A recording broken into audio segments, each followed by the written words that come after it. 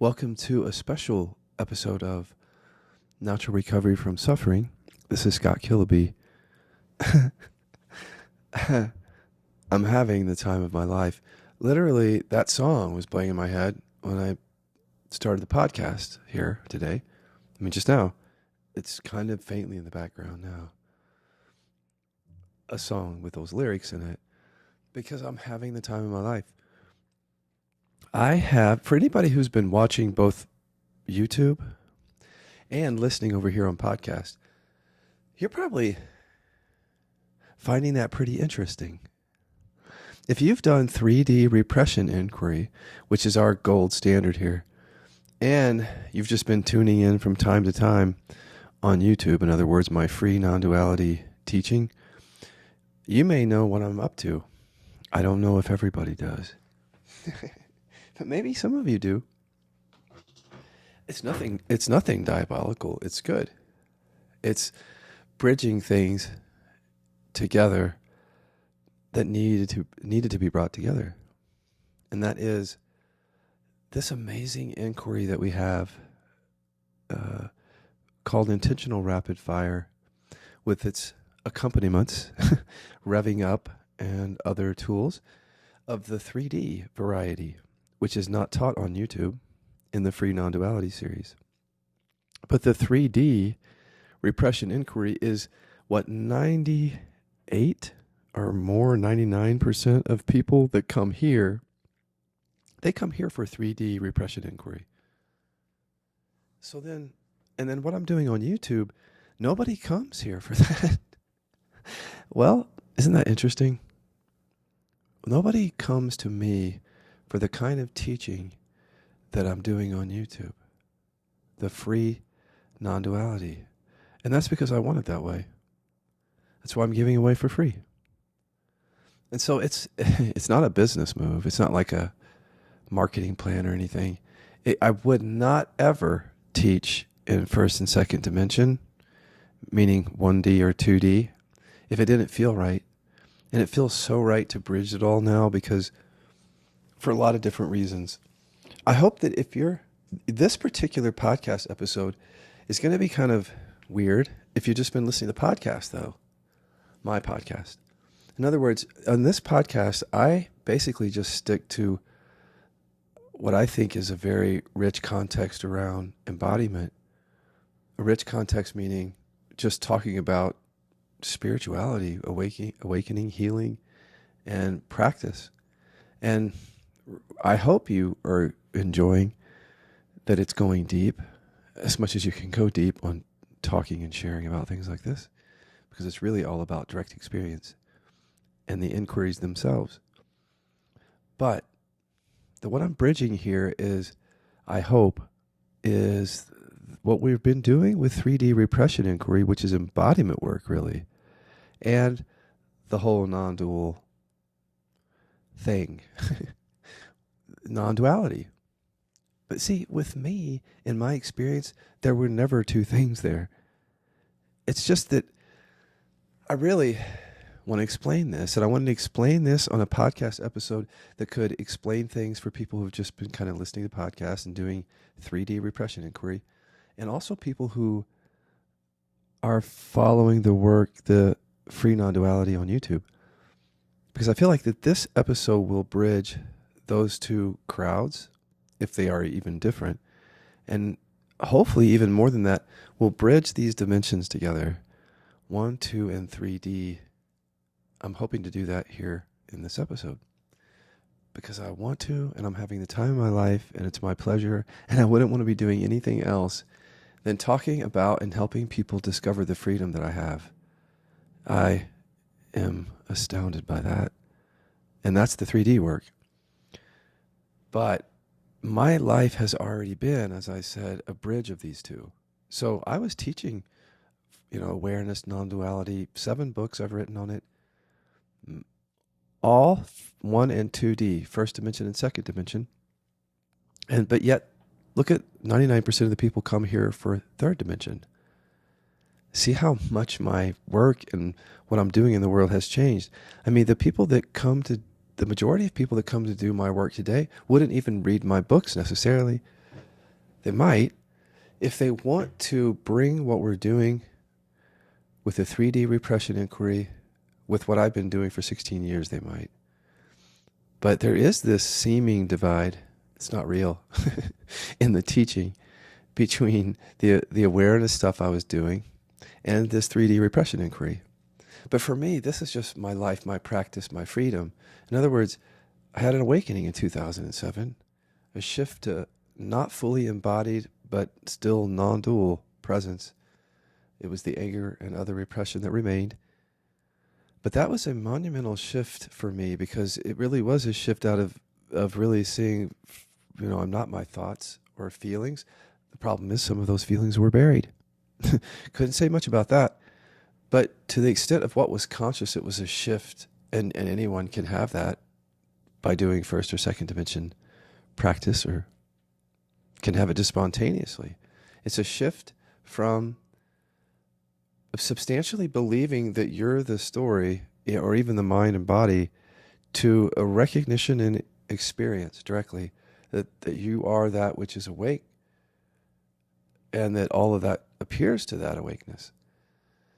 And I mean, that's an important shift, not only on the awakening path, of course, but on the healing path. For people who are listening to me who just came here because they're trying to deal with some issue, like addiction, depression, anxiety, I have to say to you that you might start doing this work, working on that, but it unfolds into something much more beautiful and profound, which is the discovery of what you really are. And when it comes to that, I treat that subject with like such care, showing or sharing about discovering what you really are. And so when it comes to practice, either what I'm doing in 3D or what I do on YouTube, I want to be helpful in a way that isn't based at all on whether you like me or I get approval or anything like that, or that we're safe emotionally.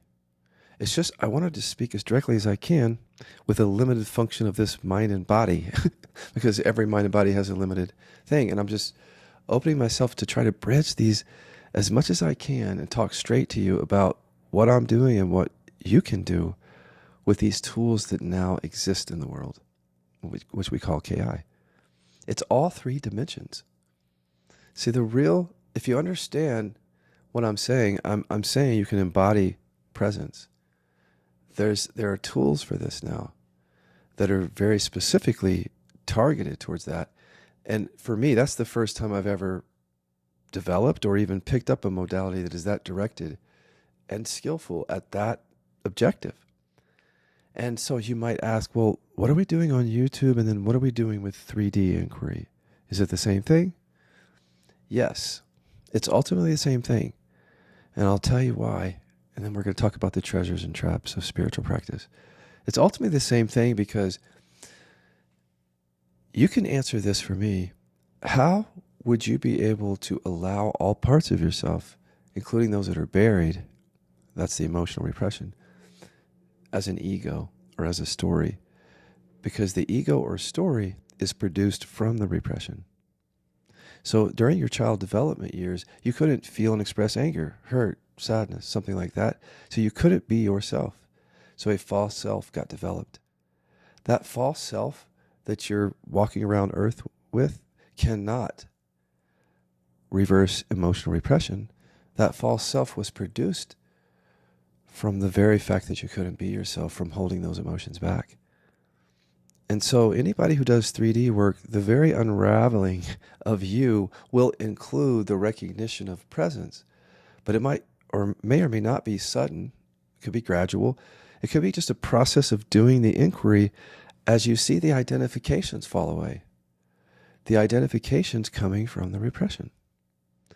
So I want you to rest assured that if you hang around me and what we're doing, if you're doing 3D repression work, that also includes, of course, the awakening to what you are. But it's going to be embodied and healthier, and you won't be bypassing if you do 3D work. It's challenging because we go to the core resistance, but the very bypass is the end run around that resistance. So you're doing something healthy, really, with 3D work, and you can't really go wrong as long as you always find two markers in that practice. Speaking of treasures, the treasure of the 3D practice, if you're doing it, or that you should always see consistently the two markers. If you're not seeing the two markers, you're not doing KI 3D repression inquiry, because it's such a part of the work. Now, that's all I'm going to say about 3D, because we're going to focus, well, I mean, in terms of the actual practice. I'm talking about all of it here. And I feel like really good about what's out in the world right now if I can just explain it to you. Because I see it myself. It's an awakening and embodiment path. But I'm not sure that everybody sees it, because with the unconsciousness that we have in our bodies, it's hard to see what I'm pointing to. But I'm giving you practices, and Dan and I are tools that will show it to you. But really, on something like this, you do need a teacher or a guide or teachers, mentors, because we've already done this work. I've been teaching for 16 years. Dan and I have been developing this work for 8 years. So a lot has gone behind what it is you're hearing and seeing already. So I'm going to try to pull it together tonight by talking about the treasures and traps of spiritual practice generally. And this is a service, I hope, to everyone who's following me on YouTube, the Free Non-Duality series, because, see, even if you don't come and do 3D work with me, I think what I'm going to say here tonight and in that Free Non-Duality series is going to help you for wherever you go. No matter whether you have a teacher or you don't, or you do a practice or you don't, is that what we're going to talk about in this series, I think, will influence you going forward in a positive way, because it'll help you not turn your eye or turn your back on, could say, the nature of the bypass and how repression actually drives suffering. So the treasures and traps, I'm going to start that in the next segment. And when I talk about this, I'm going to remind you guys from time to time that the development of the 3D repression inquiry corrects all the traps that I'm going to mention. And so if I don't say that, remember that that's why 3D was developed, to correct the spiritual bypass that's inherent in our conditioning. And so this is also, though, not just talking about the bypass and how you might be in it but you don't know it, but also the treasure of finding tools, inquiries, or even a guide or a teacher who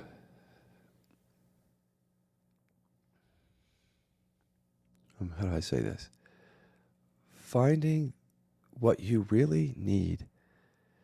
What you really, really need. Someone who will speak to you honestly, too, about what you need to end your suffering. Tools that will end it, and someone who will help you end it, because after 16 years of teaching, I've seen people meander in so many different ways. Not only seeking awakening, but even after they start to recognize awareness, meandering into all sorts of ways. I could tell you stories. I'm talking about from cancer, including me, to serious pain, to dark night of the soul, to anxiety that won't go away, depression. Some of them are teachers, other diseases. I mean, suffering doesn't really stop in the awakening process until it does. It just sort of changes.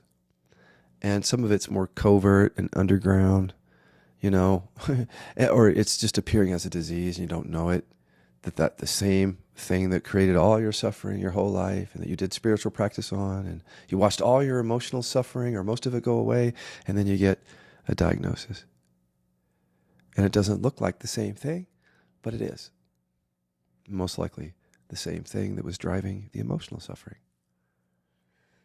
And if you see how big that is, that bypassing is not just some conversation that we have on the side, or the traps are not just a fun little podcast to listen to, but like this is a matter of life and health. For real. What you do with your nervous system, with spiritual practice or methods, is very important, actually, if you care about your life and your health. And as long as you're not focused on just staying safe or having temporary moments of reprieve from your suffering, again, feeling safe, as long as you're not just focused on that, it's okay to be focused on that somewhat, but as long as you're not just focused on that, you can have something so much deeper than that. But in order to have that, you have to avoid the traps, because the traps really aren't traps. It's just our conditioning. When we're suffering, our conditioning is successful. When we're sabotaging, our conditioning is successful. When we are bypassing, our conditioning is successful at keeping us safe and getting us love by holding emotions back and keeping them held back, buried, which provides a sense of physical separation in the body and a sense of deficiency or lack, because we're deficient in the emotions that we buried. And this is all the human experience. And then from that, here comes a lot of emotional suffering, psychological suffering. But it's all rooted in the body, where these emotions are not processed and we don't know it. And all we know during spiritual practice is that we have a sense of separation, even a felt sense of separation at the core that we kind of know must be at the root of it, right? And it's this place where we get to contraction in the body, or that sense of separation where I just diverge from so many of the teachers. Not all of them, because there's some great teachings out there that don't bypass. Really, there are. I was just talking about one today. But so many practices, not just teachers. Trust me on this one, because I'm going to go in detail with you on it. So many practices are not skillful with the actual sense of separation that we experience, the felt sense of it, which carries with it in the body, a sense of deficiency, like there's something wrong with me. And all of that comes from emotional repression. And that's why many practices and teachings just are not skillful enough to transmute that. It can happen, and it does. And there are all kinds of practices that it could happen sort of accidentally. But what we're doing is we're using practices that target that exactly, because we now know that it's repression. We don't have to leave repression to chance or to some meditation which might bring something up, when we know that the root of suffering is buried and we want to bring that up so that we can end suffering. And to me, it's that simple. And people are scared of it, but for no reason. The 3D work, because one of the two markers is that it's safe. If it doesn't feel safe, you shouldn't continue. One of the two markers isn't there. And if the second marker isn't there, you shouldn't continue. And that's the transmuting of that sense of separation, the contraction, the energy in the body. So if you can really understand that, we've corrected the bypass just by having the two markers with our 3D work. It's like having a teacher right there that makes sure that's you, that you're getting the two markers when you do 3D work. And if you're not, you stop and you go to a mentor and you find out why. And the mentor shows you in certain ways that the reason that you're sabotaging or not getting the two markers is because your conditioning is being successful at keeping you safe and getting you love and keeping the suffering going. And all we do as mentors is show you where you're missing something, and then you go right back into practice, and then you meet that yourself. Some people think that in mentorship, people are getting angry at dad or something and yelling and screaming. That's unskillful to me, because it doesn't get to the repression of anger.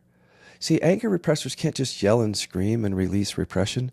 They have conditioning that says, no, I can't feel it and I can't express it. And that conditioning is so strong that you can yell and scream all you want, but your conditioning still says no. And there's deep, deep fear in that, which actually feels like the sense of separation.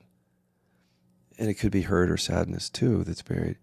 But if you really, really understand that's emotion, that sense of separation is emotion. It's just concretized. It's frozen. It's old. And if you don't treat it like old emotion, with the understanding that there's a mind-body connection in that, I'm hurt, I'm angry, I'm sad, but I can't express it. Like that's there. That you can make conscious that programming. And when you make that programming conscious in a certain way, you finally can transmute that sense of separation. But it doesn't happen overnight simply because your system won't allow it. It's repression, and it's protecting you.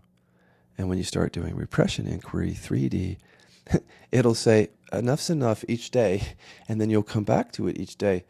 But you'll see the transmuting happening, and you'll trust yourself, and the changes will happen. If you do it skillfully, you'll see the changes in your life happening. Now, then what am I talking about when I say treasures and traps?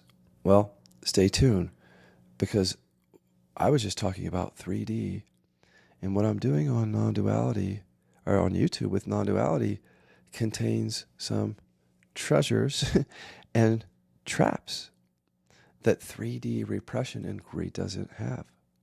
I'll talk to you about that. And I have to, because I'm teaching on YouTube. I have to be really transparent because I'm saying it's bypass free.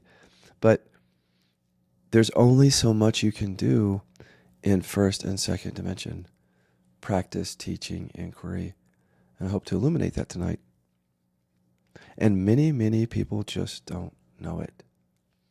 And as many times as I do the teaching here on YouTube or on podcast, people still don't know it because the very thing that's driving it is buried. It's literally unconscious what I'm talking about.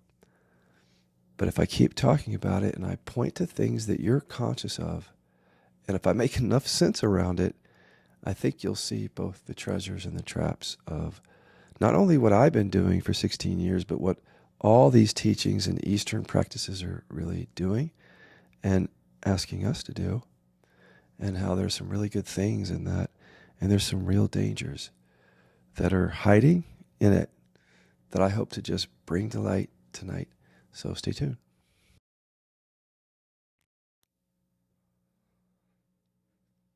Here's how I want to talk about the treasures and traps. And now I'm talking just about first and second dimension practices and teachings. Here's what those are.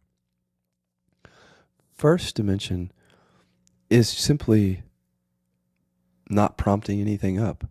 It's an awareness-based practice. So if you're at therapy and you're talking to your therapist, it's nowhere on the dimensional map.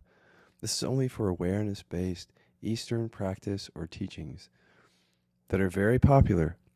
So first dimension just means kind of being with what is, but not prompting anything up from the unconscious. With any question or inquiry, that's what makes it first dimension. And so first dimension would include mindfulness, meditation, just resting and being, or any form of kind of non-dual pointing to presence, and a lot of other things that don't prompt anything up. Now, okay, so the treasure of that is clear to me. I mean, where do I start with this? As Ken Wilber says, Ken Wilber recognizes the same bypass, by the way, but he talks about first dimension. He doesn't use that term. That's my term. But he talks about how you can have deep states of realization by just being with what is. And so that's part of my teaching on YouTube. And I come out and we just set together and I point to being, and how the universal definition of awakening is that something just comes out of the unconscious naturally, comes into awareness, you notice it, and then it falls away. So universally, that's the traditions agree. Ken Wilber did this research and said that's the universal definition of awakening. There's something unconscious. It arises. You see it as an object in awareness, you being the awareness, and then it falls away. Now, there are some exceptions to that. But he's mostly right. And it's true of everything in the dimensions that I talk about is like that. This is the awareness-based dimensional map. It's about awakening. And so I spent, well, all my years seeking in first dimension practice. And then as a teacher, wrote most of my 7 books about from first dimension pointing and practice, which is, again, just not prompting anything up. So how does that apply to the universal definition? It just means that if something isn't going to come up on its own, it's not going to be seen. So I can't make the claim in first dimension that I'm embodied because there's repression in the body, and repression doesn't arise. And generally that's what happens in first dimension practice and teaching. There's an awakening. But it's kind of like a head awakening, it hasn't been embodied. So there's still going to be suffering, but there's going to be a shift in some way from, seeing or thinking that I'm just every thought that comes, to seeing, oh, the presence is here. More always here, you could say, in your experience, just to use words kind of loosely. Just presence always and already here. More and more of that gets recognized, or suddenly, or whatever.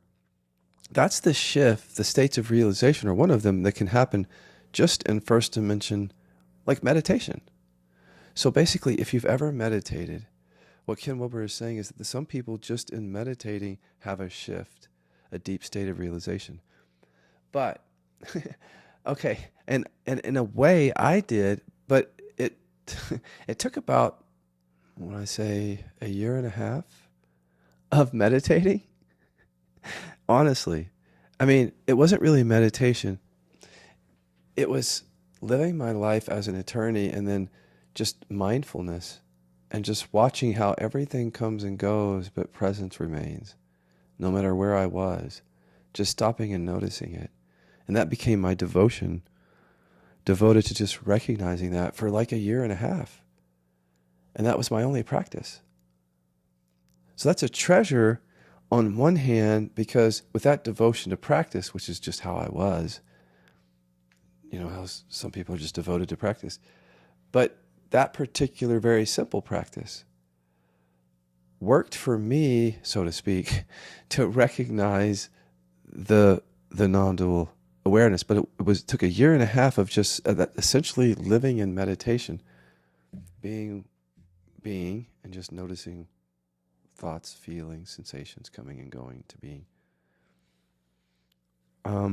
Well, that's not anything new. So you've been to teachings, even non-dual teachings, which would say, just be, notice that you are the awakeness, notice that everything that arises gets registered to that awareness and then falls away. See how they're talking about the universal definition of awakening. That's what's going on all over the world. First dimension practice and teaching. It's the biggest dimension, the most popular, you could say, or it has in history the deepest, longest roots are first dimension.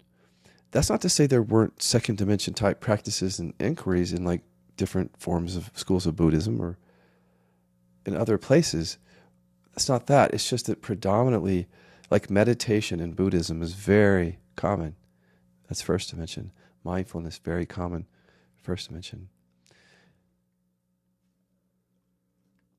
And then if you fast forward to even the modern day, I mean, the last 20 years, many, many teachings like that.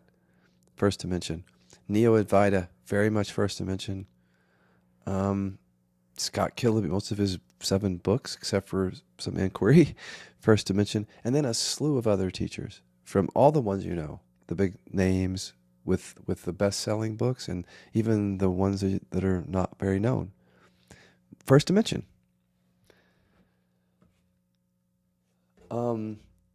Now, so what's the point of all that? Well, you can see that everybody's in that. Many people are just sort of practicing and teaching in that. And the problem with that is there's a massive bypass in it. The benefit is that you can have a shift or a realization. It's not going to be embodied. And the suffering is going to continue in some way, but still a shift. The problem with that is that many, many people have already been exposed to first dimension teaching and practice and didn't have that shift, or they had that shift, and because it wasn't embodied, like those teachers, they got sick. Many people did, or developed pain or something because the suffering wasn't done. Because repression in the body drives suffering. And first dimension doesn't touch repression usually. And that's the bypass. It doesn't really touch the core programming of trauma and repression. Emotional repression doesn't arise to awareness. So it's just there in the body, in that contraction, that sense of separation that we feel that drives us to non-dual teachings. Ironically, the very thing that creates that sense of separation and drives us to the non-dual teachings and the first dimension practices doesn't get resolved in first dimension practices and teachings. Why? Could it be that going all the way back throughout that history, the people that created practices or pointed to certain practices like meditation or whatever were in fact repressed? They had repression. Why wouldn't we think that's the case when Ken Wilber has studied that many people exposed to Eastern practices and even talked about monks, in fact, bypassed emotional repression and trauma? I think it's systemic and it goes all the way back, including people who created practices, meditations, books. Those could have easily been people with repression that never arose to awareness and that developed those practices to, in fact, stay safe from the repression, which is exactly what I did as a teacher, influenced by all those traditions. I didn't just pop out of nowhere and with a bypass. These were my teachers, and my teachers bypassed and their teachers bypassed, and they had repression and their teachers had repression. And that I think we can trust, because emotional repression and trauma and shadows really weren't discovered, despite a few people who say otherwise, really discovered like in the public domain and like 150 years ago. So these traditions that go further back, and a lot of it, the trauma research is 50 years ago. These traditions that go hundreds and hundreds of years or wherever back were not aware, and many of those people were most likely unconscious to buried emotion, because the very practices they were doing were designed that it would never arise. And I'll show it to you if you'll today, here, hopefully, but also on the free non-duality teaching on YouTube. Okay, so let's just list some basic treasures. Well, I'm starting with the biggest treasure, is you could have a shift to presence in any dimension. That can just happen because it's all based in the universal definition of awakening. Whether you're just sitting in first dimension, noticing things coming and going that are coming from the unconscious, like Ken says, and you're seeing them as an object in awareness, and then it falls away to awareness.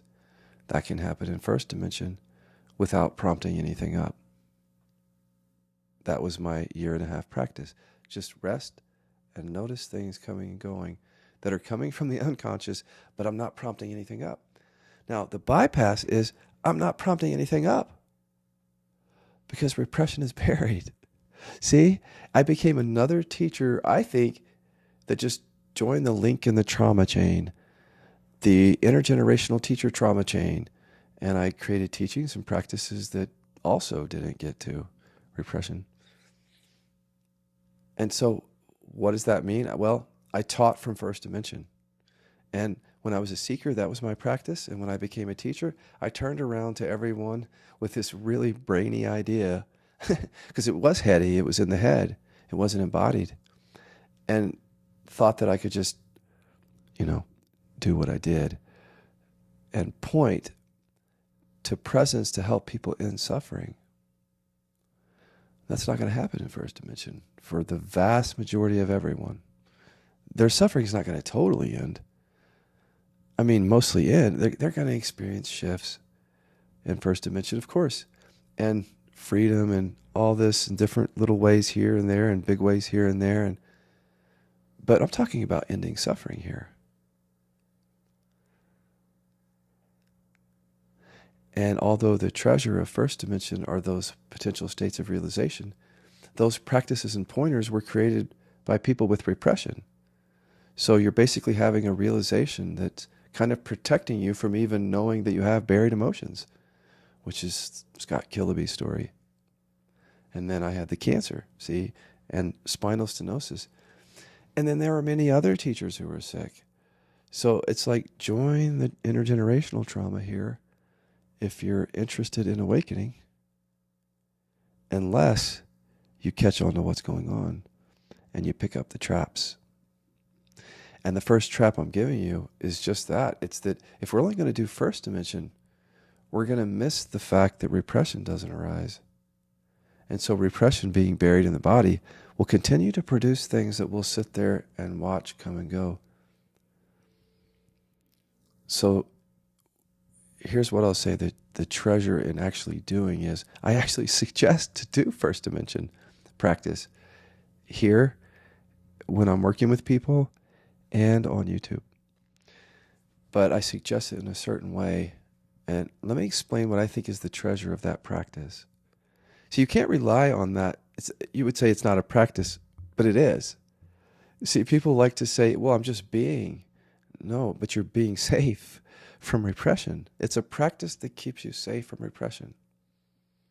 It's a practice of not doing something, right? Not prompting something up. Either because you don't know how to or you're afraid to. So that practice, I think its value or the treasure in it is doing it when you're not triggered or focusing on any particular suffering, because it doesn't get to the root of suffering. It doesn't deal with the root of suffering at all. It's just about recognizing presence. And so to me, that's a great thing to do throughout the day. When we're not doing inquiry, that's the beauty of the whole mindfulness practice and resting as awareness, is just checking into noticing being throughout the day. The problem is with trauma and repression, it's hard to do that for people because, well, people, they have anxiety or they have contraction or pain or something that makes it hard for them to just stop and be and notice being. And so this is where inquiry comes in, see? Because without inquiry, some people, their trauma keeps them from even doing first dimension practice of being and just noticing what comes and goes. See, their system won't allow it. Like the teachers can point all day long. Or you can say, go meditate more, but their systems won't allow it. And so they have to do inquiry to get to the root of whatever that is. And so those are the folks that go into second dimension and eventually third dimension, because they have to, because the suffering, as science says, is rooted in the body, in the unprocessed fear and emotional repression. But we're in first dimension, during the day, there's no problem at all with just checking into how whatever is arising, it's arising to and falling to that same awareness. So words come up, you hear them. You just listen for a moment, non-judgmentally, and those words and whatever feeling was with them falls away. And then you just notice being or presence that remains, and then another thing arises and you notice that.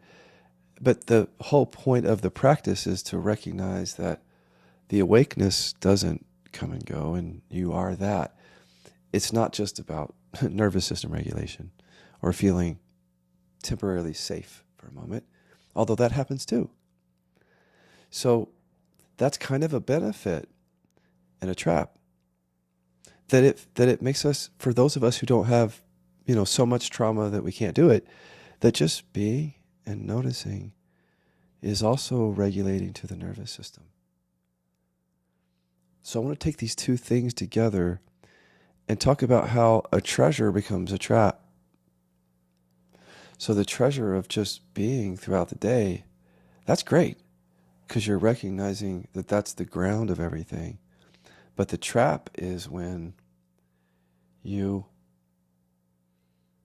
start to lull yourself in actually to a kind of programming where the teachings and the practices of first dimension, instead of just being a start where you're waking up to what you are, they stop the show. And they take you into a place that you really don't want to go. If you knew what you were doing, your true self, you wouldn't do it. You wouldn't go into this suffering created by your practice. But your system wants that. The unconscious wants to stay safe and get love. So it's just taking you there with the practice. And you don't know it, or with the teacher. And the teacher might even be leading you there because they're one of the many teachers who have repression throughout history. You're a part of an intergenerational thing. It's much bigger than all of us because trauma runs life until it doesn't. So there's the treasure. It's just, so I can be really clear here on this segment, the treasure of first dimension is being and recognizing being as the ground of your experience. As that everything comes and goes, but being remains. That's good. Where that becomes a trap is in believing, first of all, that everything comes and goes, if you do, because certainly everything doesn't come and go. We're just being. Because our nervous systems keep us safe and get us love. So they're not going to produce the repression, so we can just be free and not hold anything back and just live. They're going to keep us safe when we're doing first dimension practice. And it is a practice of keeping repression down. People don't like to think of it that way, but I mean, unless you want to keep bypassing, change your context. Otherwise, you just keep doing it. So it's a practice of keeping repression down and then just noticing things coming and going. But not everything is coming and going. See? So the repression isn't coming and going, the buried emotions, and they are producing the stuff that is coming and going. Okay? So, in other words, it's producing the suffering. But being and just allowing that suffering also regulates the system. In other words, it feels safe for a moment when we just stop and just notice whatever is arising and then just let it be as it is. If there's suffering there, and then if we just let those thoughts and feelings that are arising from the unconscious, the buried emotions produce this, I'll explain it. And what we're experiencing actually is just safer than the buried stuff. The buried stuff produced this, but it's suffering and we rest with it like a identity or a shadow or something, and then it falls away. And it looks like we're living in accordance with a universal definition, right? Because something came up, suffering, an identity, and there's a charge with it, and we don't do anything with it. First dimension, see? And it looks like we're just resting with what is and seeing that we're the awareness to which it comes and goes. And then also it falls away and it makes us feel safe for a moment and just here to the nervous system. Here's the problem. What we just did is a practice that taught us that somehow that's not repression. But we don't know we're being taught, see? So, because we are in repression. So, when we rest as awareness, what we're actually seeing, I'll just take this from somebody who's done repression work. What you're actually seeing in first dimension is this, if you were to make it conscious. At the unconscious level, you're angry, but you're afraid of it, expressing it so it's buried. If you're an anger repressor, for example. And the deepest sense of separation is that. It's that fear of being yourself, whatever that is, buried. And so that's a contraction. And that, when you're resting in first dimension, is just a contraction. It could be tight or contracted or painful, but that's what it is. It doesn't feel like buried anger. See that? So it's the missing experience. It's like the anger's missing, right? But then what arises is everything that's safer than that and produced by that. For example, When you were a kid and you couldn't express anger, you couldn't be your authentic self, you were holding back what was true. So you were forced to identify with what's false. And so through your child development, here came, I'm not good enough, or I'm unlovable. But that came because, not because you really are deficient, but because you couldn't express those emotions. You're deficient in those emotions. And so those are buried now. And for an anger repressor, doing spiritual practice in first dimension, it's a contraction. It's not anger. Or if it's hurt repression, it's now a contraction, or the sense of separation. It doesn't feel like hurt. It's the missing experience. Or sadness. Doesn't feel like sadness if it's repression. It feels like a physical body. Separation. What arises is just safer. So we're bamboozling ourselves in first dimension practice, and I think we've been doing it for hundreds of years, not understanding repression. And so we're really bamboozling ourselves because the practice itself is strengthening the sense that there's no buried emotions, that we're doing okay, and that we're awakening. And as you see, as we go into second dimension, this delusion, I like to call it, gets almost strengthened. And in some way, it gets crazy, actually, in my mind. But we can't help it because we're a bunch of people, many of, or most of which have repression. And it's like we're just doing everything we can to be free without getting to the root of suffering many times. Teachers too, still getting sick for things that don't have to be there. In other words, if it's genetic, it's genetic. But my cancer was emotional. Okay. So you see the value is the state of realization that can happen in first dimension or any dimension.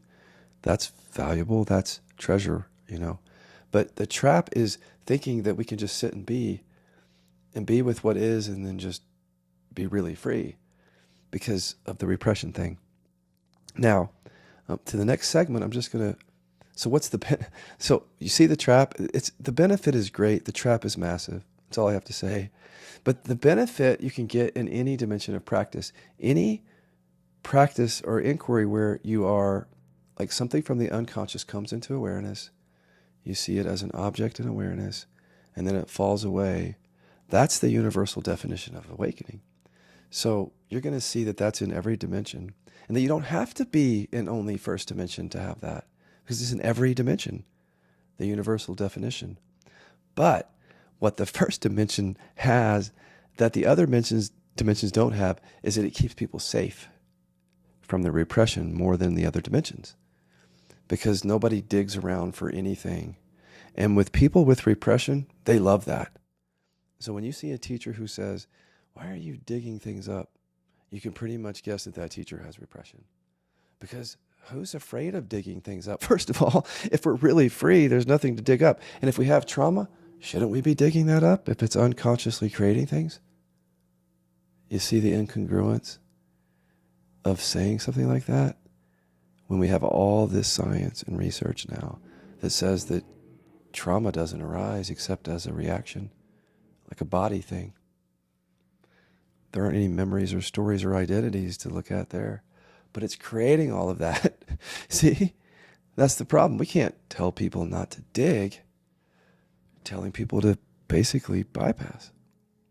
So here comes second dimension in the next segment, and we're going to talk again about the treasures and the traps. And this is where I'm going to really focus on some nuances on the traps, because there's just one big trap in first dimension, which is you sit there and you never even pull anything up. And therefore, whatever is unconscious, truly creating your suffering, you don't even know. And so you keep suffering. I've seen teachers who have the awakeness, like I did, and they're sick. They're in pain.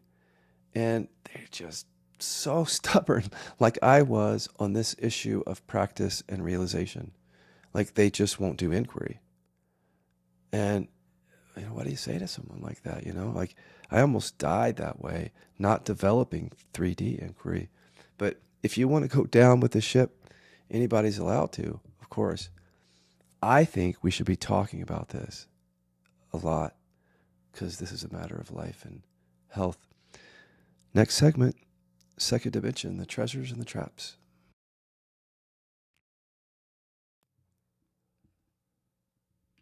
I want to make sure that people walk away from this episode with concrete practices and understanding, because I'm going to talk about a lot of context here, but what are the takeaways from the last segment? It's that if you go to my YouTube free non-duality teaching, I'm giving you some pointers on first dimension, simple pointers that I'm encouraging and practices people to pick up, but only during the day when you're not suffering, like when some suffering isn't just taking up your attention. Because if you start to use those practices, but you don't direct practice to your suffering, you use practice to avoid the root of suffering and to bypass. And that's because the repression is buried and it doesn't arise in first dimension. So although the benefit and the suggestion is that when you're not focusing on a particular form of suffering, check into that you are awareness, right? I mean, why not? That's why people go to retreats away from their family and their wife, so they can check into, who the heck am I here? And into self-inquiry and recognizing that presence is the ground, so they can go back to their relationship and have a better life without suffering. But it doesn't work because your trauma is buried at the retreat. And then you go back and there's your trauma active in your relationships. However, there's something about that we should take away, which is that, when we're not dealing with relational suffering and not dealing with real suffering in life, we should check into awareness, and so are you. Throughout the day, as often as possible, why not just stop and notice that whatever you're thinking, whatever just came up, it's an object, whether it's words that you hear with energy there on it, or an image, or a bunch of words. Can you verify throughout the day that no matter what arises, it arises to what's aware here, and just keep coming back to that? But the trap of last segment that I said is that you can't just do that, because the repression doesn't arise. You get lulled into a bypass and bad things happen. Which brings us to dimension 2. And what dimension 2 is simply, now we're going to prompt things up from the unconscious. We're not going to wait for things to just arise by grace, because we know that they won't. Because, now we know it's because our system doesn't want them to. And so things are being held back. So we need to start prompting things up. And there are a whole bunch of practices that are like this. When you prompt things up, you're basically witnessing them. And why is that important? Because that's the universal definition of awakening. Is that something is unconscious. Remember, it comes into awareness. It's an object in awareness, and then it falls away to awareness. But dimension 2, the reason that we call it dimension 2 is because we're prompting something up. See that? It's not just coming up on its own. We're prompting it up, and then it's an object in awareness. We allow it. We stay with it. It falls away to awareness. See that? Now, I want to address one of the criticisms from first dimension folks towards actively pulling something up, because they might say, well, that's the ego, right? Wrong. First of all, first dimension is a practice. It's a practice of not getting to repression and of only being with things that are safer than what's buried. Practice is created probably by people with repression who didn't want to call it a practice because they didn't want to get to the buried stuff, most likely. That's what repression does. It keeps us safe. But to make that argument a second dimension, you'd have to say that you're not doing a practice, first of all, from the ego that wants to stay safe. That's the whole point in first dimension. And that's, you don't have ground to stand on if you look at it from a repression standpoint. That's a practice of staying safe. Even if you've had a shift, it's not embodied in first dimension. Probably not. And how would you know if you don't prompt something up and see if there's any repression in your body? And that's another thing to look for. People who argue about how second dimension practice shouldn't be done also will not do it. And why wouldn't they? Because if you don't have any repression, why wouldn't you just go do some inquiry and see and prove it? But you know why people don't do that? Because they're afraid of buried stuff. That's what repression is. So that's the ego. See? Very active in first dimension practice and realization. But it's very covert. And it's hidden in the practice and in the realization and the language and the framework. And throughout history, it's been that way. And it's really hard to see. And I couldn't see it until I got really sick and just discovered it, that you can't do that and still be free. I mean, you can't just sit there and make those arguments. So second dimension, I support what that is. And I've always supported it, but I didn't have the words for it. So I support like Byron Katie's work. And, I created the Living Inquiries years ago. For 5 years, we did these different inquiries where you, again, just like with Byron Katie's work, you prompt something up and then it's in awareness and then it falls away.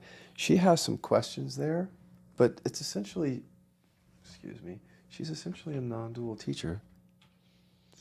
It's, if you read her books, and it's a practice that gives you that kind of freedom, you could say.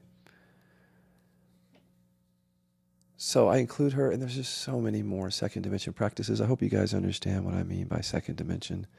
Probably there's just a lot.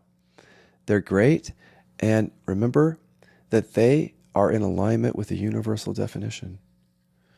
Don't worry about that. They are very much aligned, because just because we're prompting something up doesn't make them not aligned with the universal definition, that something is unconscious, it arises to awareness. You see it as an object in awareness, and it falls away. The problem is not that the second dimension doesn't align with awakening. We'll talk about the traps of second dimension in a second. The problem is that the bypass continues unknowingly in second dimension. But let's talk about the benefits first. And what I'm asking or inviting people to do. So if I'm just saying that most of the day when you're not focusing on certain suffering, just notice, recognize presence and notice what arises. What happens when you're suffering? And what is suffering? And this becomes an interesting question, because some people would say that they're just always suffering in some way, shape, or form, which actually aligns with the science in a way, because trauma is a continuous thing. It's a continuous trauma responses, you could say, in our bodies. And so they're just creating suffering. Repression is. And all kinds of suffering, from daily stress to, you can see it in the science, to chronic pain, to depression, anxiety, addiction, bipolar disease, deficiency stories, self-limiting beliefs.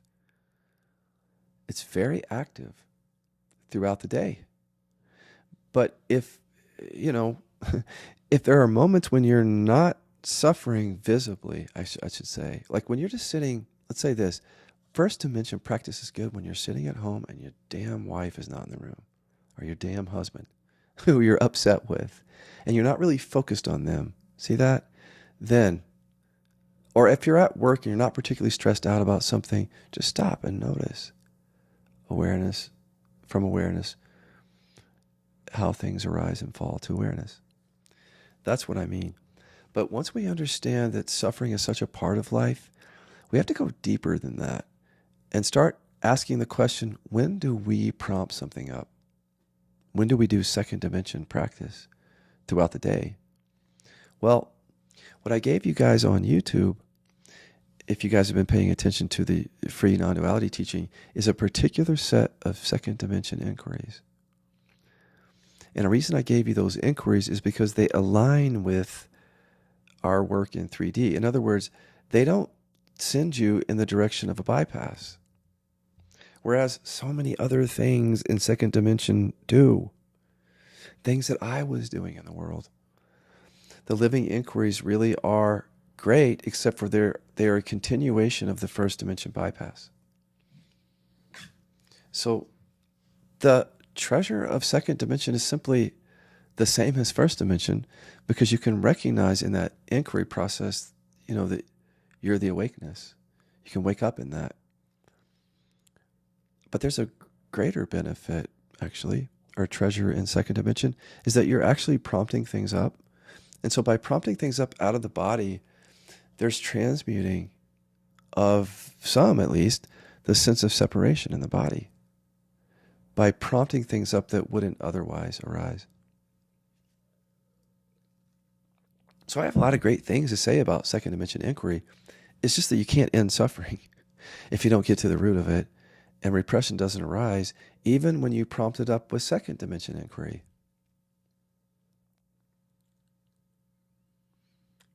And this is where I want you to listen, because if you understand this, many of you will just go to third dimension inquiry, actually, but the rest of you will at least be changed by it. You won't be able to grok this in your direct experience until you've done repression work. But basically, you could call repression frozen fear. And so it's a fear of being seen, of being hurt, being rejected, humiliated, and also very closely associated with that is the fear of feeling and expressing whatever emotion or emotions you've buried. So there's your frozen core fear. That's your trauma. And it's just frozen in the body. We call it repression because you're afraid of, anger or hurt or sadness, expressing that. And this frozen fear is the contraction.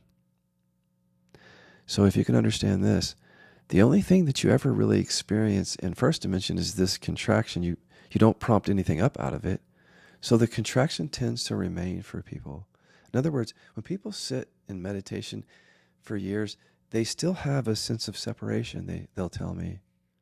They might locate it like just in the chest or something, or the stomach, but it's still there for them, as well as the sense of deficiency. And I try to tell them, that meditation is not going to get to that.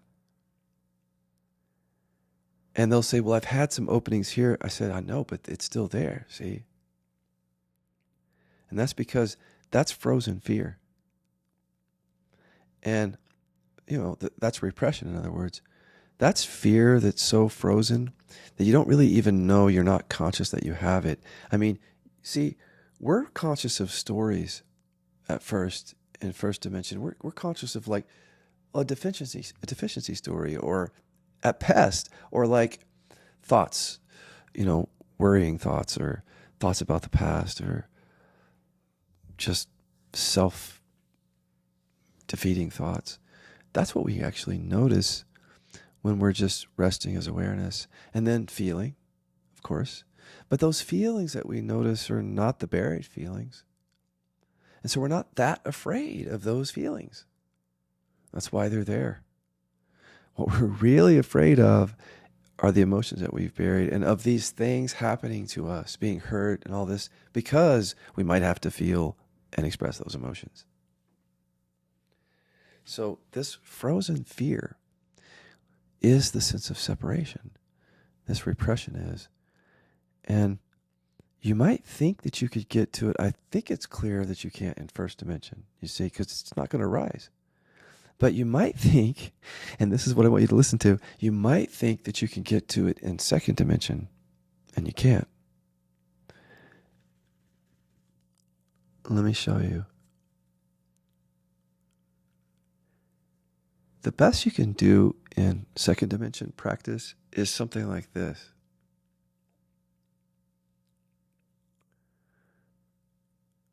If you're an anger repressor, for example, you have to know what you repress to do this with me. So if you don't, you should really know, if you listen to me, what you repress, what your dominant emotion is that you repress. So if you're an anger repressor and you're in 2D practice, just sitting there as awareness, and you say, I can get angry at Dad. Try it. And if you're a hurt repressor, say, I can show hurt to mom and dad. Whatever your repression is, do a reverse inquiry right there. Reverse inquiry is where you just, if you can't express anger because you're an anger repressor, you say the opposite. I can get angry at dad or your wife, and then you feel the contraction. Feel that as an anger repressor? If you're a hurt or sadness repressor and you look at parents or someone and you say, I can express that sadness. See, if you're a sadness repressor, you're going to feel that sense of separation there, that contraction. Feel that? Okay, it's so important to understand that that's repression. So if you feel into it and you say, I'm not afraid to be seen, feel it? Being seen includes feeling and expressing what's true for you. That's repression, fear. And then I want you to say this, I'm not afraid to get hurt. See? Okay, now I want you to regulate yourself, okay? Because we're poking the bear of trauma. And I only do that for a reason, not to upset you. Let me show you how to regulate your system for a second. This is the problem, is that we have deep fear. And it's all in this sense of separation. And all we just will get is contraction. And our system just kind of like, I don't know what to do with all this. See, if I kept doing that, you can't access that. So that fear is so deep that it would just create suffering for you. And this is why these practices don't even poke that bear. Because the nervous system of the people who create the practices doesn't want to and doesn't know how. And suffering continues. But see, this frozen fear, you might think that if there's something in here with regard to not being able to feel and express hurt, I should be able to prompt that up. Well, we just tried. In second dimension, for example, you can't even do what we just did in first dimension, because the rule in first dimension is you don't dig, you don't prompt anything up. So you're never going to get that contraction that says, I can't get angry, because it's just a contraction until you say, I can get angry. The contraction doesn't really show you that it's about that so much. It's only through the reverse inquiry, I can get angry, that you actually notice that the contraction is trying to tell you something about anger, which might be different than what your body tells you about sadness if you don't repress that, for example. See, it's the sense of separation that we have to trust the most, and that's the densest of energy that we experience. And yet, a lot of the practices don't get to the repression. Now, what I mean by that is this. You didn't get to it there. When you said, I can get angry at dad, and it was just a contraction, the anger is buried in that. The fear is. The frozen fear is buried in that. That contraction has not yet transmuted to presence fully. You might have experienced some transmuting in like first, second dimension practice, but you still have that sense of separation, and your whole system is there trying to keep it there, because that's the repression that has always kept you safe and got you love. So when you're doing spiritual practice, you really want to know that this very contraction is first and foremost emotional repression, and that you don't want to feel that, and you also don't even want to get rid of it. At the unconscious level, your system is just holding on to that for dear life. And so when you go poking around with practice, you need to be skillful, or you're just like spinning your wheels or even making things worse. I'll explain that in the next segment, how you can actually make things worse by just staying in first and second dimension practice only. But right now, I want you to show you something about repression and second dimension practice. Not about making it worse, but just about not seeing that anger that's repressed, that hurt that's repressed in your body, that is just a contraction, that's all you mostly ever experience. You just keep resting and being with contraction. You see that? and it persists. It won't go away. It might get better or open up some, but just be honest with yourself. This thing isn't going away. And I can just tell you why. You don't want it to. You might tell yourself that you want this practice to do this, or you want to be free here, but your unconscious is dead set on none of that happening. So your job is to make the unconscious conscious, see, that's doing that. But the first and second dimension practice is too limited. You can't do it and work with it skillfully. What we're talking about is frozen fear. Fear of feeling, fear of being yourself. And that programming is truly buried.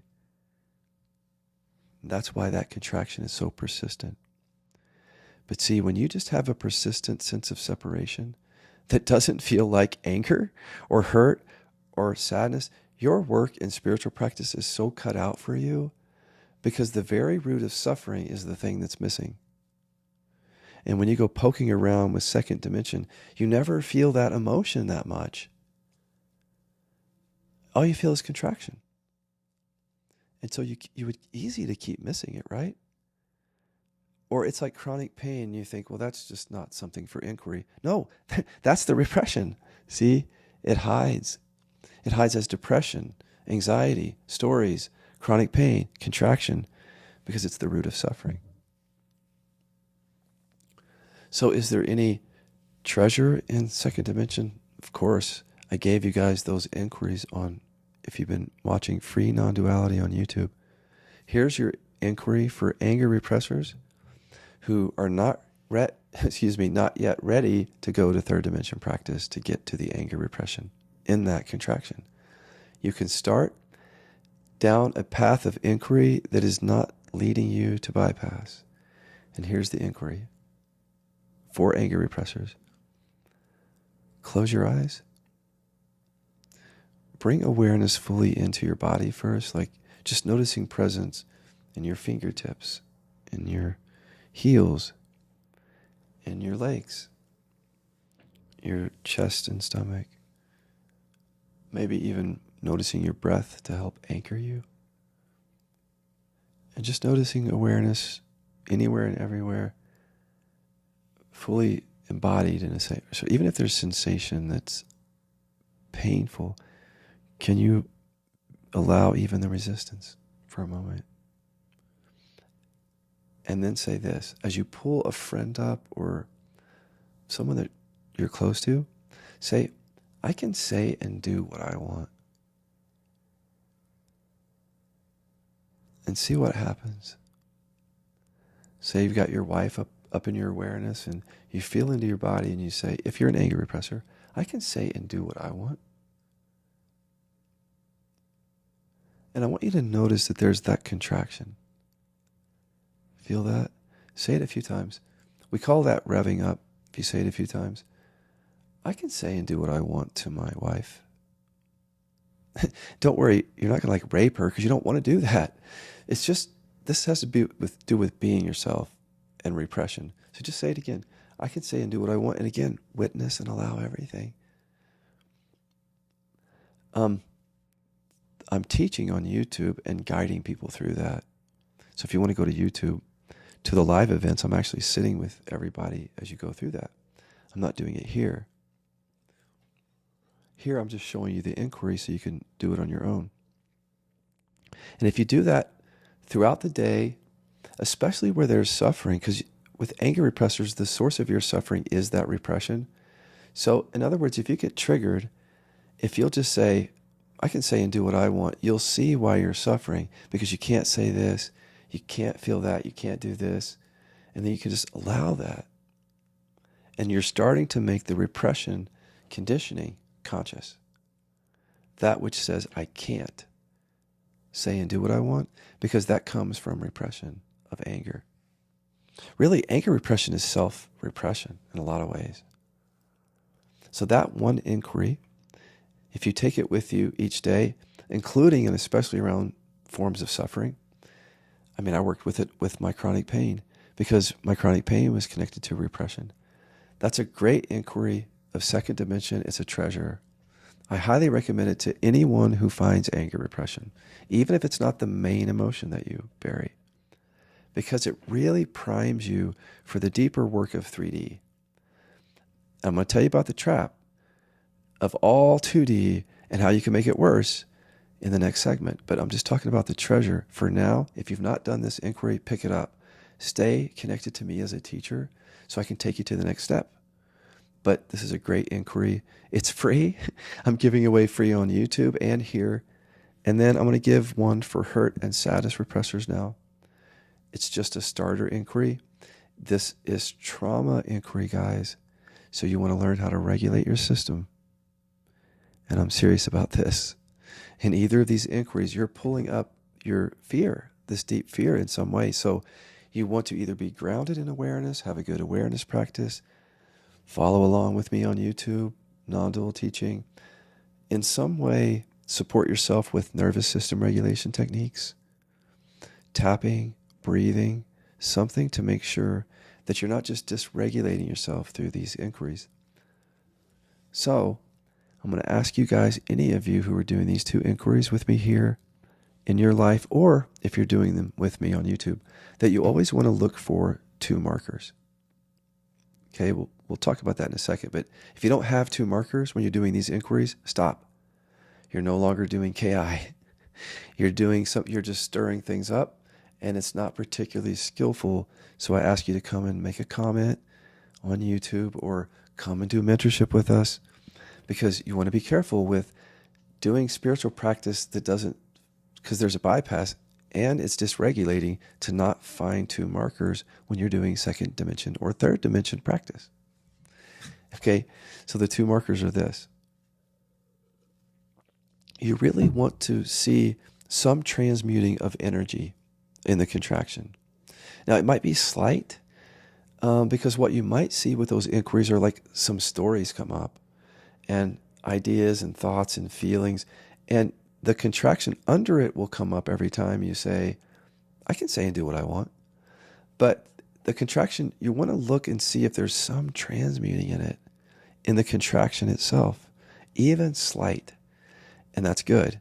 If there isn't, I wouldn't stay too much in that inquiry. I would actually stop, because you want both markers. The other marker is, other than the transmuting of at least some of that energy of contraction, is that you feel at least safe enough in your nervous system to continue with that inquiry, which could mean that you just feel like more present moment awareness, which is a common thing that people say. This is an awareness-based practice. So if you just say, I can say and do what I want, and you sit and watch things come, and you just stay with things and rest and allow and rest and allow, and you notice some transmuting in that contraction, that's one marker. And then if your system feels a little bit regulated, or you just feel more grounded, safe enough to continue, that's a 2nd marker. So basically it's safe and effective. It's just like products that you buy. I mean, everything should be safe and effective. These 2 markers are safe and effective, but it's spirituality. So safe is just at least some nervous system regulation or present moment awareness, safe enough to continue. And then it's effective. It transmutes that contraction, which contains the root of suffering. Effective. Okay. People wonder why. They think I'm so heady. It's because I bypassed and almost died. I used to talk very simply about awareness and things coming and going to awareness, and I literally almost died from it and taught other people to bypass. I have to be technical, or the nervous systems of human beings will just take over. That's what I've learned about spiritual practice and being a teacher. So the 2 markers are so important.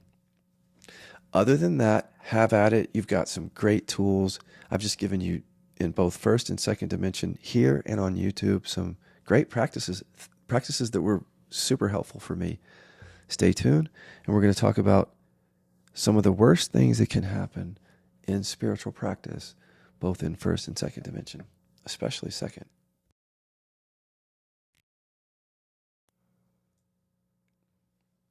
So real quick, because somebody asked me to mention this, is what about young teachers and what they mean I think, is newly realized teachers. Look, it's a first dimension type realization. It's a head awakening. It hasn't been embodied, and they're usually coming from like two motivations. One is the shift is authentic for them, for us.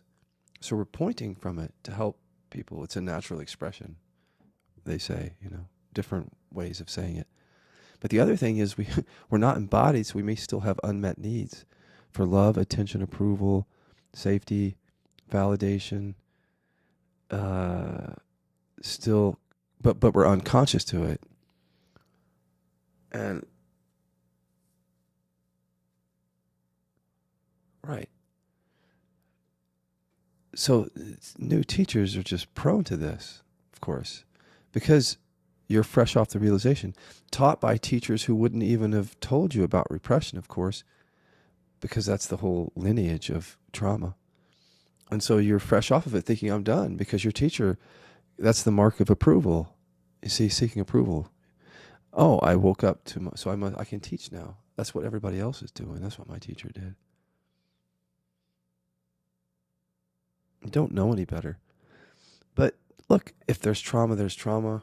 And I'm not going to go into that, but it's not a good idea to follow someone blindly who's just fresh off of a realization, especially if they're not talking about having any trauma or repression, because that would really mean that it's still just buried and the other shoe hasn't dropped yet.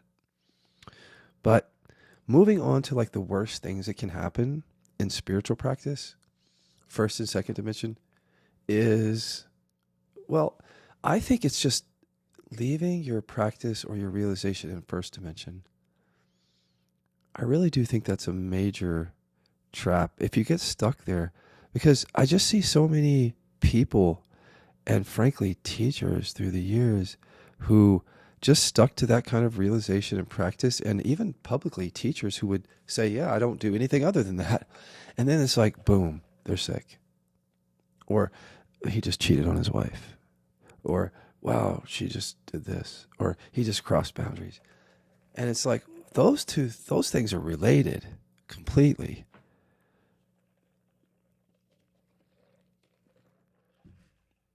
And you guys don't see it because you don't see realization except for in teachers, unless you're next door neighbor. And you wouldn't necessarily recognize something, but when we're getting sick or having pain as teachers, or you hear these stories of scandals and things, that's coming from the repression, trauma. So don't be one of those people. I didn't end up being a teacher like that, thankfully, who just stubbornly just said to everybody, don't dig, and trauma's an illusion. And meanwhile, my bad knee and my irritable bowel syndrome has nothing to do with the fact that my dad yelled at me and I cowered and couldn't fight back. See, we're all human. So where's the realness of it? Because we've had to bury some things to survive. If you had unconscious parents, you have trauma. Remember. So any practice or realization that doesn't recognize that you have trauma, that's first dimension, staying stuck there is not a good idea. I tell everybody coming to awareness-based practice, even though there's a lot of teachers that will tell you to sit and be and allow it all, I'm making the case for that's the bypass. Don't stay there. Bring in second dimension, at least. And then what's the worst thing that you can do in second dimension is, my view, it's part of the first dimension, let's stay safe bypass. Can I say it that way? It's questioning identity. To me, it's like one of the worst things you can do, because it not only is a bypass and misses the repression that creates the identity, but it lulls you into a programmed state. That's what I've seen with those people who really process a lot of deep identity, either in first or especially second dimension, is that you can really strengthen the repression with that. I'll try to explain this. And it's going on everywhere. I mean, this is the bypass of second dimension. It's like really skillful inquiry that's somatic based, but that's focused on things that are not the repression, and especially things produced by it, like self-limiting beliefs, deficiency stories or identities, or That's LI, by the way. My inquiries are implicated here, my earlier version. But it's just the focus on who am I, for example. Because that, oh my gosh, the roots of that are in the body. Because if you have to hold back what's true, your whole system is forced to identify with false stuff. And so you can go chasing those, you can whack those moles all you want, but that can be endless. First of all, is that your consciousness will just split off into a new identity or some version of there's something wrong with you to keep the emotions buried, and then you're distracted. So we're distracted through identification with these identities first. That's the ego identification.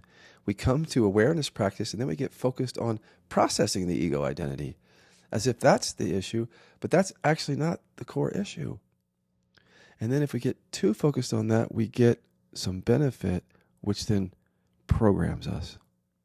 It's the benefit, because the benefit is safety from what we've buried. And this is like really systemic here. This whole questioning, who am I? Let me show it to you. So if I sit here and just, first of all, watch things come and go in first dimension, well, that's really a bypass on the identity piece, because if I'm not prompting anything up from the body, then what I'm seeing in first dimension is just really safer stuff. It's like some thoughts, feelings, sensations, thoughts, feelings, sensations, thoughts, feelings, sensations, but they might not even be core identity. And so one of the reasons that people go to second dimension is to look for core identity that's in the body, which is something like, there's something wrong with me. I'm ashamed. I'm not good enough. I'm unlovable. I'm a victim. The real sense of the, like almost like the felt sense of separation in the body.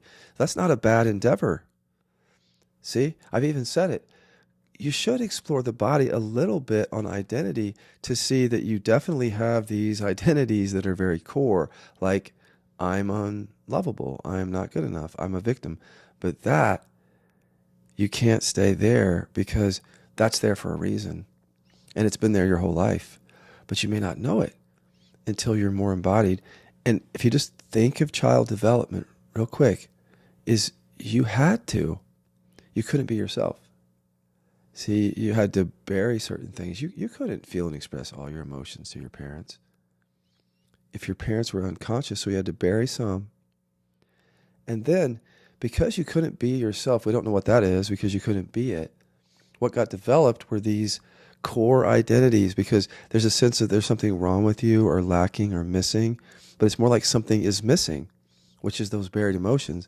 But your consciousness created these identities, see, which have a lot of mind in them, too. And they're more conscious than the repression.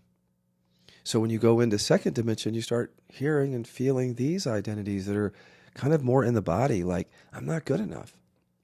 And that's the good thing about second dimension, but then people just stay there. And they keep thinking that if I just keep questioning that or letting that be, somehow I'm going to end my suffering. And there's a benefit because it's safer than doing repression work, the system thinks, but it's not really true at all. At all, because that can be very dysregulating to constantly deal with something that's just on the surface. But some people get, here's the catch right here. This is the reason that you're listening, probably. Because then you'll understand my YouTube teaching. Once you understand this. Sorry, I'm eating. I shouldn't be doing that when I'm doing a podcast. I'm done, I promise. The identity focus is like, if you're looking at a garden and there are like a bunch of different kinds of weeds and they're very colorful and unique, but they all have something in common, they're weeds, you know? And you can sit there and pick those and till that garden, or, I mean, not get under the surface, but just pull weeds and make it look good on the surface. I mean, it can look good, but underneath, you've got roots waiting to just come back up in some form of weed. And that's the nature of repression, is that it's producing things for safety. So it has to keep producing things as long as you're here to survive, of course. And this survival mechanism is wrapped up into trauma and repression, so it's producing our emotional suffering all the time. But if you sit and question identity, it starts to get a little bit quieter for some. And there's the trap. There's where you can go down the wrong road in second dimension, because if you sit, for example, and this is why I say, be careful of the inquiries that you do on real suffering. Because let's say your partner triggers you and you think, well, I've got second dimension inquiry and I feel unlovable here, but I can question this. But what happens is, if you start to question that and you say, for example, and I'll show you the inquiry, you can say, well, what comes up for me in this relationship, in this trigger? Let's say the identity comes up, I'm unlovable. So you've named it through that tool, which we call a boomerang. It's just when someone's triggering or something is triggering you, feel into the body and say, what comes up for me here as an identity? And then right there, you can do a lot of things with that. Once you discover that, you can kind of bring it up more and just sit and witness it. And people do this. But the problem with that is there's a contraction under it or with it the whole time. It's not a problem, it's just an unconsciousness. So every time, if I pull my partner back up, for example, and I want to explore this identity, which I'm saying is not a great thing to keep doing, but if I do it a little bit, it's okay just to explore it. Watch what happens. If I say, as a reverse inquiry, I am lovable, and then my body disagrees, if I have this, right? And then I'm sitting there feeling that energy that's like it's disagreeing, and then maybe some thoughts come up. And I see thoughts that tell me I'm unlovable, and I'm witnessing them. See, that's the universal definition. As I witness these thoughts about being unlovable, and I notice that there's this awareness here, and these thoughts fall away, it's like I'm confirming to myself, I think, that this is the awakening process, and I'm maybe even embodying it because, well, there's energy with this. But when I rest with all these thoughts, this energy, this contraction, it kind of settles back down. And it doesn't go away, but it settles back down. It kind of feels better than when the trigger was there. And then I don't have a lot of those thoughts, so I must be doing something right. Right? Well, no, it's not wrong, but that's the momentary safety that we get through spiritual practice when we don't get to the root of suffering, which is repression. And so it's a practice that just is guaranteed to make sure you don't recognize that the entire trigger is coming from what you've buried, and that you are experiencing, for example, an identity that is safer than what's buried. I'm unlovable, as painful as it is safer for people than feeling and expressing anger to their loved ones, their conditioning says, or feeling and expressing real hurt or sadness. It's just safer. And it has been since we were kids. And we get loved this way by believing these things. So if you just do second dimension and you pluck and plow things up around being unlovable, you're in this dimension of practice that's safe. It's also regulating to your system. But here's the key, is it also seems to align with, we don't like regulating, by the way, if that's all that it does. We need regulating plus getting to the root of suffering. See that? But there's another issue here. Not only does it make you feel, if you become skillful at it, a bit at ease and regulated in your nervous system, but as I said, it starts to make you think that, wow, I'm not any of this stuff. I must really be awake. And then there's that spiritual ego. And for a lot of people, it creeps in first and second dimension deeply because, see, we're trying to stay safe from what we've buried. So we don't want to include what we've buried in the awakening. The conditioning does not want that.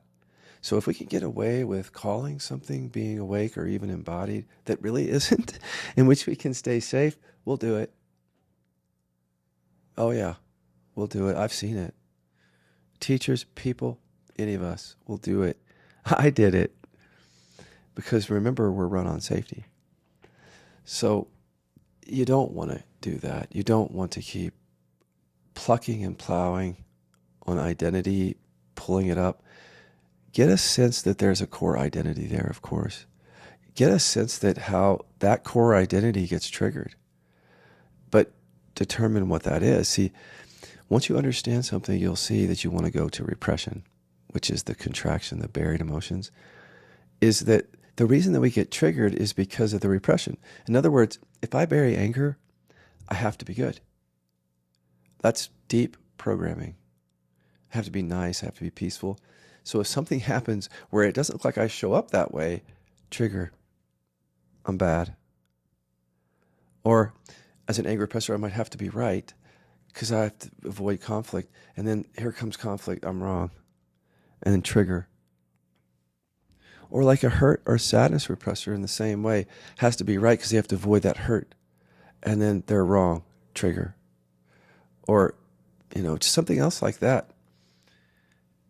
Or they think they're big and tough because they have to hold that hurt back, and then someone calls them weak. Or they feel weak, and then there's a trigger. That's all emotional repression.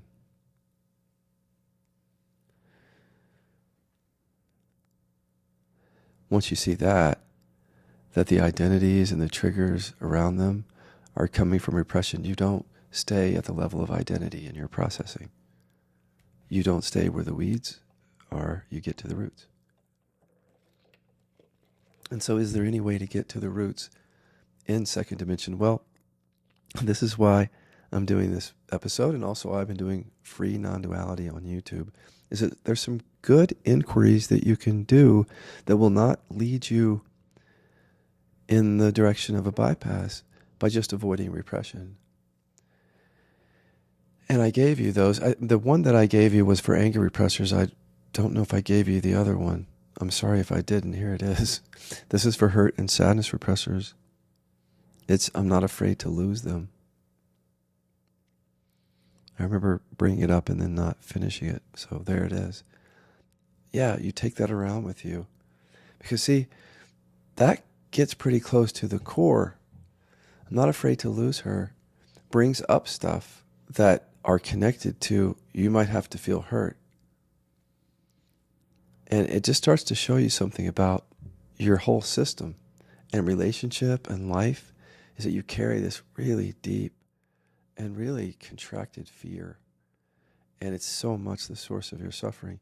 And if you can see that through that inquiry, you won't bamboozle yourself in the way that other people do with inquiry. Because you're going to become curious. And that's the whole point of inquiry, to be inquisitive, to why is that contraction there? Every time you say, I'm not afraid to lose them, that contraction's there because of the repression. And then another version of that is to say, what do I have to feel if I lose them? Show me what I have to feel, and then that can bring stuff up for you to see. And that's the universal definition of awakening. Something unconscious comes into awareness. You rest and allow it, welcome it. It falls away into awareness. But this time, you get insight. And you don't just get programmed into thinking. Every time you do that, somehow you're truly embodying presence, because you notice that, well, even though that stuff falls away, the contraction remains. And that's both your Achilles heel in a spiritual path, but also that's your way in. Because once you see that, you'll become curious. And hurt repressors will discover through our test and through 3D work that that's hurt repression or sadness repression. And then for anger repressors, again, the one I gave you that doesn't send you down a bad path or a bypass is, I can say and do what I want. But you can also say, what's the worst that can happen if I say and do what I want? And you can write that down and use it. But see, that too is getting you so close to your fear that you're going to become curious.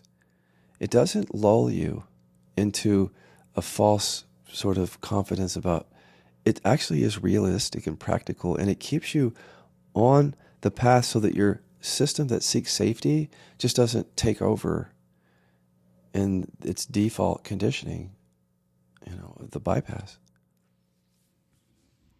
And then my last thing I want to ask or address is that enough? Can we just rest as awareness and let it all be and then just do these inquiries? No. You're going to get a lot of freedom from that, you'll see. But people who really have earnestness will see something in the work that I'm putting out here on YouTube and that I'm putting out here. If you actually do this, you'll see something. And this is what led me into the embodiment of presence. And that's my gift to you, is that for you to see that repression is driving all your suffering is a gift. Even if you only know it now as a contraction in your body or the sense of separation. Because once you become aware of that, there's your unrealized potential. I had no idea that the end of suffering would also be so wonderful. It would be so joyous and so free and so, I don't know how to say it. And I was denying myself that just by choosing unconsciously safe practices or safer just because people before me did. It's just like trauma. Do it just like your parents did. Don't question your parents. Well, you should question us, teachers. And trust your body and become skillful. So what do you do from here? Nothing. You just continue. If you like the free non-duality teachings, keep doing it on YouTube. If you like these podcasts, they'll be back in July. But continue in the practice. If you're ready for the repression 3D work, let me just say a couple of things about that. You can do it yourself. There's a retreat that we recorded that actually shows you how to do not only our second dimension but third dimension inquiry. It actually shows it all to you. And we created that for people just to come and, it's a retreat. But once we recorded it, we realized that people with avoidant attachment might not ever come to mentorship because they avoid that. And then we thought that's really good, since we're working with trauma, to offer that to people who wouldn't come to work with us. But there's a caveat there, because we don't want to do spiritual practice from our trauma. So with that recording, when you're doing it, you may come to live support calls, and we'll talk to you about those patterns of avoidance and repression and how to take care of yourself with practice and make sure that your avoidance doesn't just keep you in a bypass. We see it all the time, that one of the biggest bypass, areas is just avoidant attachment style. Just do not let themselves and their practice be seen, and they're just in a bypass. But that recording is there for you, and we're going to correct that bypass for you. At least start it, but then your system will try to go to safer places, I'm telling you. And then you'll suffer. It's just how we are. We're conditioned this way. Trust the fact that for many of you, mentorship will even be something that you'll do later. Maybe not. Some people pick up this work and they do it on their own. But the people who really, really want to do that are often avoidant attachment. They don't know it. And I have a new test coming out on YouTube called Sabotage Somatic Test, which will tell you which attachment style you have in your body. And then we have our mentorship program. So I'm going to put the link to the recording of that retreat, the do-it-yourself thing, in the description of this podcast. We also have the mentorship program, which is what we recommend for everyone. And here's one. You don't go into mentorship and holler and scream and yell at dad with your mentor. You learn a process of inquiry, and you do it mostly on your own and sometimes in session with your mentor. And the mentorship happens between sessions through WhatsApp and different communication. And There's a lot of support materials for that. So that's the best way, I'm telling you. But we know that many with avoidant attachment won't. So there's your retreat, and then for those, and then we're going to give you the link. I'm going to give you the link to, actually to the Mentorship Discovery Kit in the description here too. That's for people who are ready for mentorship. And it's just a 7-day trial for you. It's like a taste of mentorship with us, but it's only 7 days. We're going to show you the work and get you started on it, and then you can just leave us in 7 days if you want, or you can come back for more mentorship on a monthly basis. So that link will be in the description. That's called Mentorship Discovery Kit, and then you're going to see the do-it-yourself course is for if you don't want to do mentorship. And I think that's it. But as always, you can go to killaby.com, scroll to the bottom of the page, take our repression test, and get on our newsletter. Thank you for listening.